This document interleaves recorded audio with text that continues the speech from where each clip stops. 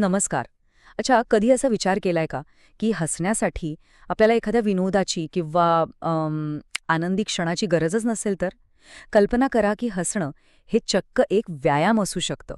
हो, अगदी खरंय. म्हणजे कारणाशिवाय हसणं. ऐकायला थोडं विचित्र वाटतंय ना? पण खरं सांगते, ह्याच एका संकल्पनेमागे एक मोठी जागतिक आरोग्य क्रांती दडलेली आहे. आणि सगळ्यात भारी गोष्ट म्हणजे याची सुरुवात आपल्याच एका भारतीय डॉक्टरनी केली. चला तर मग या अनोख्या डॉक्टरच्या हास्य प्रयोगाबद्दल आज जाणून घेऊया. एक क्षण थांबा आणि आठवून बघा बरं, अगदी पोट धरून डोळ्यात पाणी येईपर्यंत आपण शेवटचं कधी हसलो होतो? आपल्यापैकी बऱ्याच जणांना हे आठवणार सुद्धा नाही. खरंय, आपलं आयुष्य इतकं गंभीर आणि धावपळीचं झालंय ना, की हसण्यासारखी इतकी नैसर्गिक गोष्टही आपण कुठेतरी विसरून चाललो आहोत. आणि हेच तर मूळ दुखणं आहे नाही का? आजच्या जीवनशैलीमुळे स्ट्रेस म्हणजे तणाव हा आपल्या आयुष्याचा जणू एक भागच बनला आहे.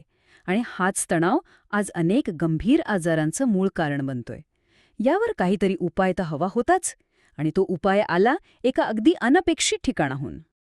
आजचं जग बघा, कामाचा दबाव, स्पर्धा, सततची चिंता या सगळ्यांमध्ये आपलं खरंखोरं हास्य कुठेतरी हरूनच गेलंय.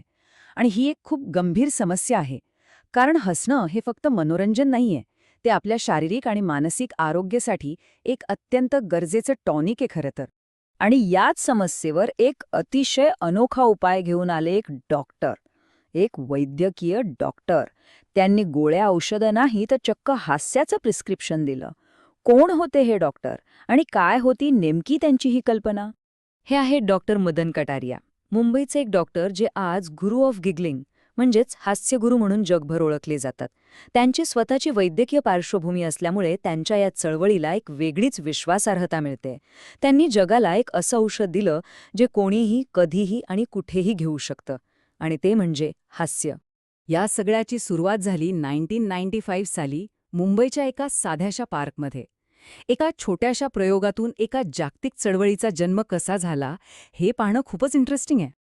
सुरुवातीला काय झालं, डॉक्टर कटारिया यांनी काही लोकांना एकत्र आणलं आणि विनोद सांगायला सुरुवात केली. पण किती दिवस विनोद पुरणार? काही दिवसातच सगळे जोक संपले. आता मोठा प्रश्न पडला, हसायचं कसं? आणि बरोबर तेव्हाच त्यांच्या डोक्यात एक वैज्ञानिक विचार चमकला, जो या संपूर्ण चळवळीचा पाया ठरला. त्यांना आठवलं की अरे, आपल्या शरीराला खरं हसणं आणि खोटं हसणं यातला फरकच कळत नाही. दोन्ही परिस्थितीत शरीरात एकसारखीच आनंदी रसायनं तयार होतात. बस, याच एका जबरदस्त शोधातून हास्ययोग जन्माला आला. तर मग कोणत्याही कारणाशिवाय हसणं हीच आहे हास्ययोगाची मूळ संकल्पना. म्हणजे हसण्यासाठी आपल्याला कोणत्या तरी विनोदाची किंवा आनंदी प्रसंगाची वाट बघायची गरजच नाही. आपण हसण्याची सुरुवात एक व्यायाम म्हणूनही करू शकतो. एकदम सोप्या भाषेत सांगायचं झालं तर हास्ययोग म्हणजे हसण्याचे व्यायाम आणि योगामधला श्वासोच्छ्वास म्हणजे प्राणायाम यांचं एक मिश्रण आहे. यात काय होतं की सगळेजण गटाने एकत्र येतात, हसण्याचा सराव करतात आणि मग एकमेकांना पाहून लहान मुलांसारख्या खेळकरपणामुळे ते सुरुवातीचं बनावट हास्यसुद्धा लवकरच नैसर्गिक आणि खळखळून हसण्यात बदलून जातं. आता यातली सगळ्यात रंजक गोष्ट काय माहितीये? तुम्ही व्यायाम म्हणून हसा किंवा एखाद्या खऱ्याखुऱ्या विनोदावर, तुमच्या शरीरावर होणारा परिणाम अगदी सारखाच असतो. दोन्ही परिस्थितीत मेंदूतून एन्डॉर्फिनसारखी आनंदी रसायनं बाहेर पडतात, ज्यामुळे आपल्याला एकदम छान वाटतं आणि आपला तणाव कमी होतो. हीच आहे हास्ययोगामागची वैज्ञानिक किमया. हास्ययोगाचं जे तत्वज्ञान आहे ना, ते या 5 सोप्या सूत्रांवर आधारित आहे. ते आपल्याला सांगतात की आधी हसण्याची कृती करा, भावना आपोआप तयार होईल. मूड कसाही असो, फक्त हसण्याचा प्रयत्न करा आणि बघा काय फरक पडतो ते. लहान मुलांसारखा खेळकरपणा जपा आणि सरावाने आपलं शरीर आणि मन कधीही कोणत्याही परिस्थितीत हसण्यासाठी तयार होऊ शकतं. चला, आता जरा याच्या ठोस आरोग्य फायद्यांबद्दल बोलूया. कारण हे फक्त चांगलं वाटण्यापुरतं मर्यादित नाहीये. याचे शास्त्रीयदृष्ट्या सिद्ध झालेले अनेक फायदे आहेत. हास्ययोगाचे फायदे खूप खोलवर आणि व्यापक आहेत. ते फक्त आपला मूडच नाही सुधारत, तर तणावाची पातळी कमी करून आपली रोगप्रतिकारक शक्तीसुद्धा मजबूत करतात.